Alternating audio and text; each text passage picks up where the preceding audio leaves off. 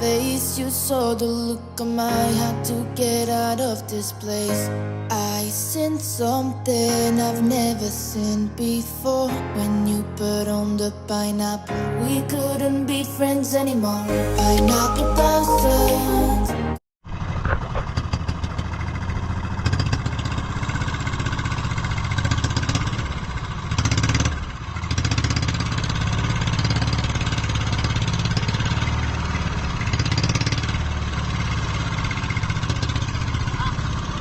Back inside or Nine. you No. swimming? No, To it's there. okay. Why is she going inside? She make her that jacket change. Agila.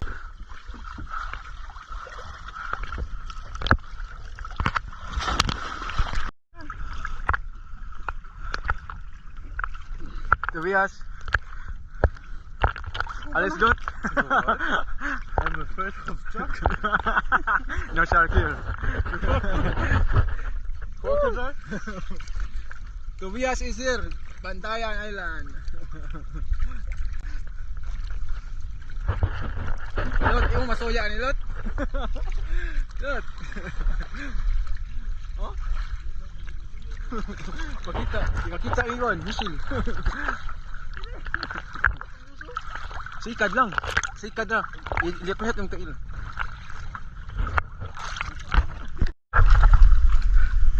Yes. Say hi. Hello. Hello. Hello. How are you, Dutchland? In Dutchland, huh?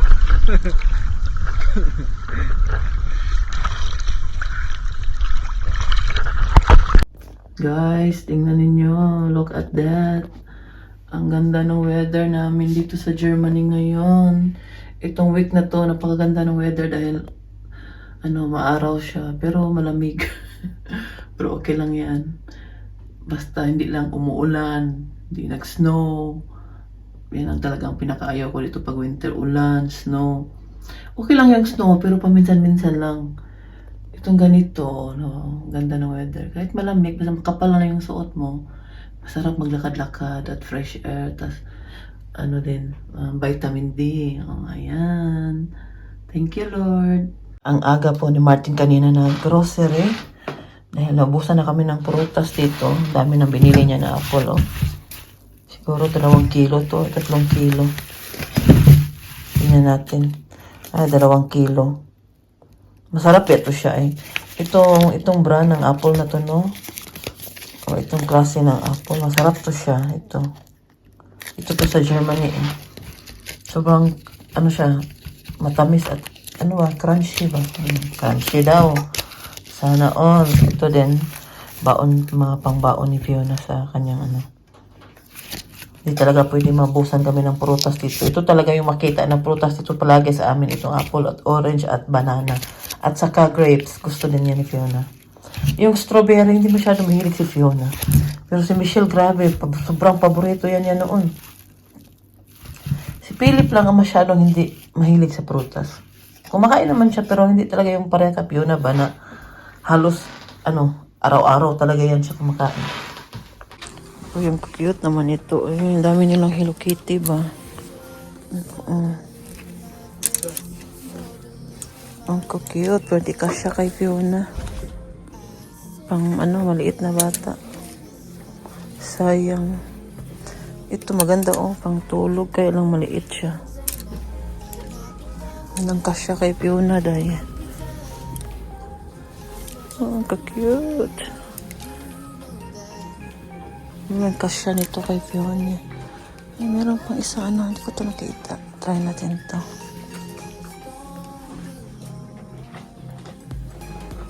Ano pa pala dito ang isa? Ito ba? Ay, wala yan walang kasya kay Fiona. Sayang. Cute pa nito, Kasya gito kay Sarah. Ang inaanak ko ba?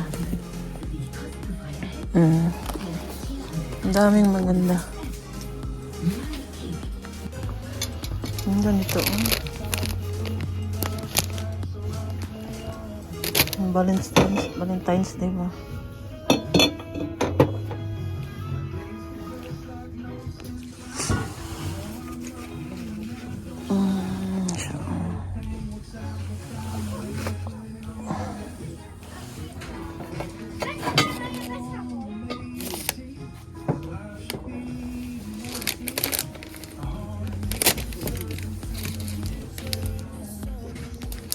Ang gusto kong bumili nito sa birthday ni Fiona ba? Gusto ko ganito yung ano niya. Pauwi na kami ni Fiona. Ang lamig, mag-alas 6 na dito. Sinundo ko na siya. Pauwi na kami ng bahay. Gabing-gabi na dito. Gabi na dito sa Germany. Warte mal. Yan si Fiona. Ngayon, huwi na kami.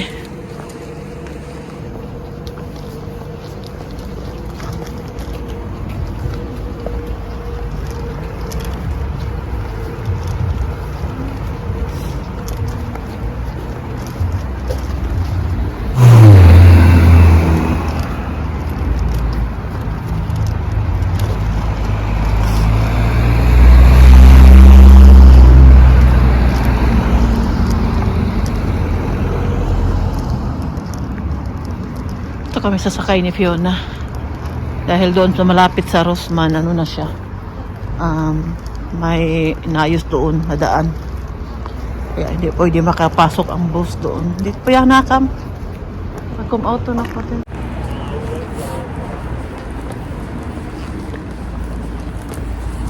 Nilamig talaga ako, yung kamay ko nanginginig na sa lamig. Kannst du dann Papa sagen, Yeah.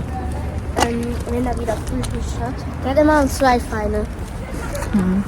Dass er mich dann am Donnerstag so früh wie er kann, wo Kojoten heulen, Eulen jagen und Vögel über Kontinente fliegen, wo Füchse lautlos schleichen und Käfer ihr Geheimnis lüften.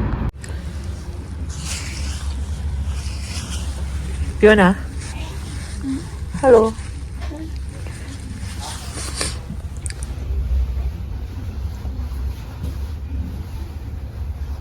Tingnan po ninyo, nagsilak-sidlak yun ang ice. Ice po yan.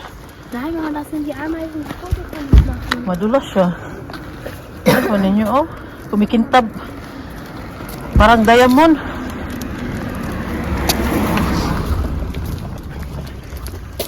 Sobrang katatapos lang namin mag-grocery ni Martin. Ngayon, pauwi na kami ng bahay.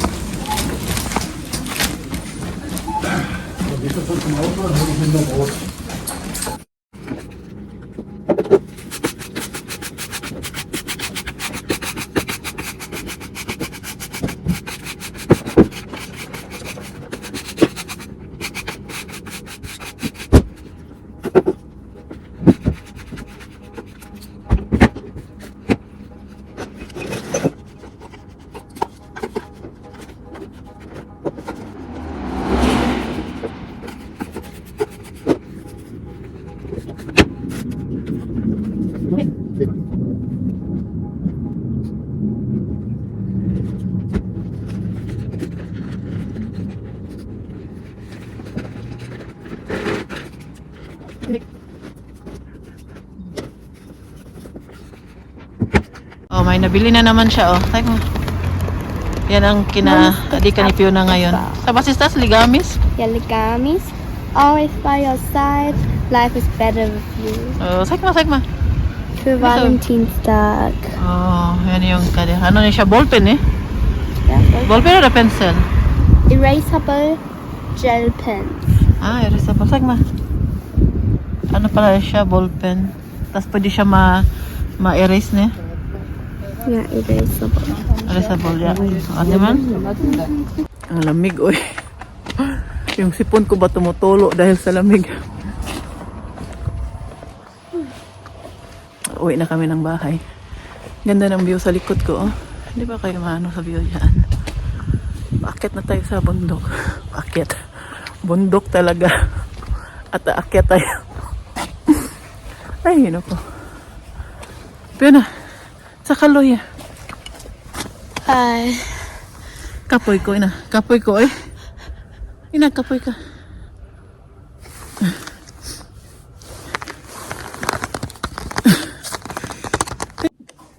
Ngayon, i-test natin ang aking sugar dahil matagal-tagal na akong hindi nagko-control ng sugar ko. Medyo natatakot ako sa resulta ngayon dahil nga tagal-tagal na akong hindi nag-control. Itong mga gamit na to, nung buntis pa ako nito, meron akong ganito kasi nga meron tayong diabetes noong nagbuntis ako. Paminsan-minsan, nagko-control ako dito sa bahay para makita ko kung ano ba. Para hindi lumala or makontrol mo na yung mga kinakain mo. Kasi minsan, di talaga may iwasan na parang lubat na siya. Ay, mag-on.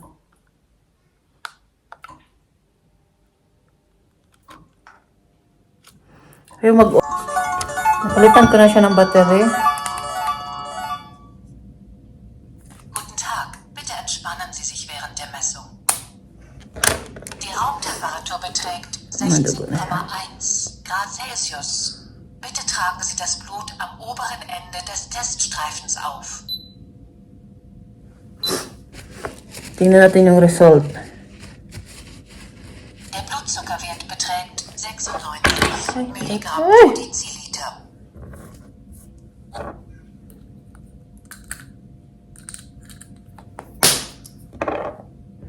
Ito yung result, 96. So, hindi naman siya mataas. Ang perfect na mag-test sa sugar talaga yung bago kang gising, hindi ka pa kumain. Normally, ganung oras ako nagtitest ng sugar. Iwan ko ba, napasok na bigla sa isip ko na test ko nga yung sugar ko. Kung kumusta na. Huwag natin hintayin na lumala ba para ma-control din natin kinakain. Yan siya, 96. Ano na ngayon? Alas 4 na dito. At konti pa naman yung kinain ko ngayon. Galing kasi ako naglakad-lakad. Pero itatry ko siyang i-test sa... Hindi nyo kita yung mukha ko ba? I-test ko yung sugar ko na bago akong gising para wala ka pa talagang kain, wala ka pang inom. Yun ang perfect na mag-fasting ka ba na mag-test ka ng sugar mo. Para naman makontrol lang kinakain, no? Kasi nasa lahi po namin ng sugar at saka nung buntis ako, may diabetes ako. Pero nawala naman siya after pregnancy, no? Kasi nagpunta ako sa doktor, kinontrol nila, nawala naman siya. Meron kasing iba na hindi siya nawawala. Kaya after ng pregnancy mo, after mo mga anak, matas lalo na pag may diabetes na may diabetes ka ng buntis, papabalikin talaga sa doktor at i-control nila ulit yan. Napunta naman ako. Kaya yun. Wala naman siya. Tapos nagda-diet naman ako ngayon. Sabi kasi ng doktor sa akin, pag hindi ka mag-iingat sa lifestyle mo, pabalik talaga yan. Kaya mag-iingat ka. Ako minsan, alam ko sarili ko na minsan, sobra yung kinain natin. Yung mga bawal, yun ang masarap kainin, di ba? Kakatapos lang ng Pasko, New Year. Sobra mga kinakain natin noon. Pero nagkukontrol naman ako. At nagda-diet ako noon, nagpa-fasting ako. At hindi naman nadagdagan yung timbang ko noong New Year at nung Pasko. Hindi naman siya nadagdagan. Ganyan po ako, tinetest ko po yung sugar ko para kahit wala pa naman hindi pa man ako na-diagnose ulit na may diabetes ako. Para matingnan, ma-control ko yung kinakain ko. At naglalakad din ako araw-araw. Kaya ngayon, pwede na ako kumain ng lumpia. Kasi gusto kong kumain ng lumpia ngayon. Yun ang plano kong kainin at lutuin ngayon. Yung mga bata, nagbili ako ng isda kanina. Yung paborito nilang isda. Yun yung kanila. Tapos si Martin, may iba din yung pagkain niya. So, paiba-iba yung lutuin ko. 3 klase ng ulam o pagkain lutuin ko ngayon, no? Punta muna ako sa taas dahil ako ay sa totoo lang ako'y nagugutom na. Ano ba yung mukha ko? Napakaliwanag. Uy! Liwanag, no? Ang kilay ko, napaka Ayan. Oh, dugo. Ayan, nalagyan ko na siya ng carrots. Yung ating lumpia. Ganyanin ko lang siya para maliit yung ano ba. Hindi na ako maghiwa-hiwa ng maliliit.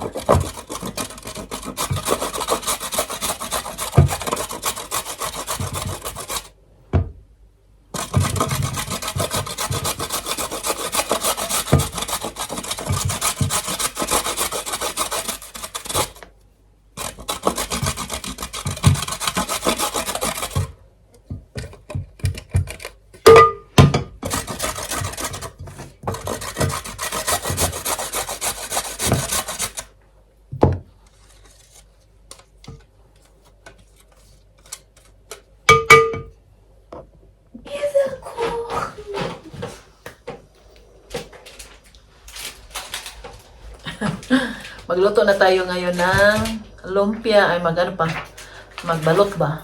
Meron pala ako ditong kaprisone, okay. Sa city to namin nabili. Fiona. Ngayon, may papakita ko sa inyo dahil ito, isa sa paborito ko dito. Ito, isa sa paborito ko dito. Nakita ko kanina sa Lidl. Gusto ko siyang itry. Try natin konti kay gutom ako. Galain ang kabuhi na ko. Try natin konti. Si Michelle, paborito din kasi niya yung cheesecake. Ayan. Try natin. Try natin siya. Ganito siya ka, ano? Ito siya ka. Yan siya. Oh.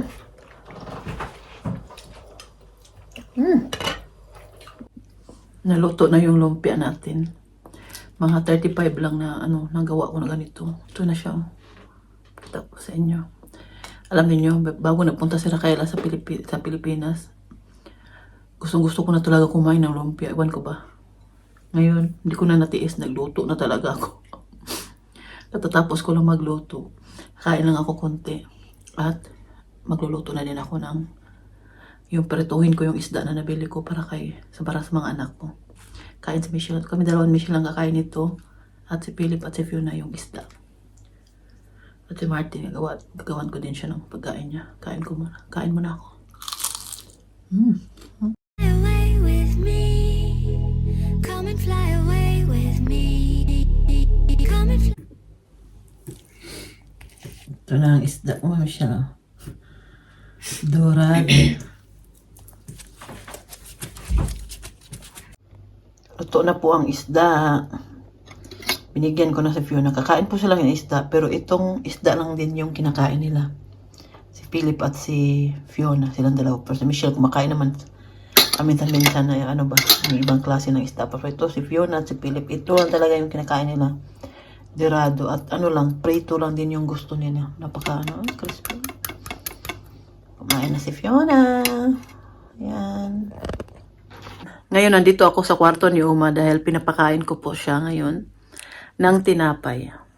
Nakahiga lang siya dahil pag nakaupo siya, hindi niya kinakain yung tinapay niya. Kaya sinusubuan ko na lang siya para makakain talaga. At maya-maya pakainin ko siya ng sabaw. Painumin ko ng sabaw ba para marami-rami na siyang inom ngayon. 4 na baso na ganito. 4 na. Pag ganyan na 4 na yung niya, medyo okay na kami. Tas kung madagdagan pa ng 2, mas maganda. Dahil enough na yung liquid na inom ni Uma sa isang araw. Tapos ngayon, meron ako ikwento po sa inyo dahil meron ako nakitang trending ngayon sa Facebook yung bata na nilagay sa plastic pa. Grabe, kawawa naman yung bata. Ginoo ko. Nung pagbukas nila, nagsigawan sila dahil napakagwapo ng baby doon na nilagay sa plastic. Hindi naman natin alam anong pinagdaanan ng mama noon. Bakit niya nagawa yun? May rason naman talaga na nagawa niya yun. Pero sana inisip na lang niya ba na yung bata, inosente, walang kaalam-alam. At sana pina-adapt na lang ng maayos. Kesa doon nilagay sa plastic, baka wala lang siguro nakakita noon, baka namatay yung bata dahil hindi makahinga. Dahil nga 2 plastic pa yung nilagay, 2 supot. Nilagay lang sa eco bag ba. Kawawa naman yung bata, ginoo ko. Tapos maraming nag-comment doon na mas doon ka pa talaga nasaktan ba dahil maraming Hindi naman nasaktan yung parang ano ka ba na maraming nag-comment doon na akin na lang yung baby dahil ilang taon na kami nag-aantay na magkaanak. Tapos ganun lang yung ginawa, no? Tapos kawawa. Tapos pag lumaki yung bata, malaman niya na ganun yung ginawa ng mama niya, yung parents niya, diba? Kawawa naman yung sa iba, kawawa yung ano ng bata ba, sitwasyon niya. Sana na may mag-adapt sa kanya na may palaki siya ng maayos at may bigay yung love na sana na yung totoong parents niya ang magbigay sa kanya. Hindi ko na alam kung ano nang update ng bata, basta ano na dinala na yun ata sa hospital eh. Ano talaga ako, tingin-tingin talaga ako sa update ba? Hindi ko na kasi makita kung sino nag-post noon eh. Basta gusto ko lang po i-share sa inyo, baka may nakakita din po sa inyo. Kawawa yung bata. Naalala ko din yung nung pagkabuntis ko kay Michelle ba. Hindi ko talaga napaisip yung maglaglag eh. Kawawa naman yung bata. Hindi naman kasalanan ng bata, no? Yan lang. Pakainin ko muna si Oma. I-end na natin tong video natin ngayon dahil medyo mahaba na to. At maraming salamat sa iyong panonood at sa walang sawang suporta po sa akin. Mag-iingat po kayo palagi. At bago ko pong makalimutan, sa next day ko na po gagawin yung raffles. Siguro hindi na ako magla-live, no, dahil hindi naman din lahat makatingin dahil yung iba busy naman sa trabaho. Ipopost ko na lang kung sino yung nabunot at sino yung nanalo. At matatanggap po ninyo sa katapusan ng January yung napanalunan ninyo. Kung kailan may time yung mga kapatid ko isend nila sa LBC kasi ngayon nandun si Rakaela. Palagi silang umaalis. Galing nga sila ng Bantayan Island eh. Kanina lang sila nakauwi. Dahil bukas festa sa amin. Yun lang. Happy weekend po sa inyong lahat. Bye-bye. Be kind.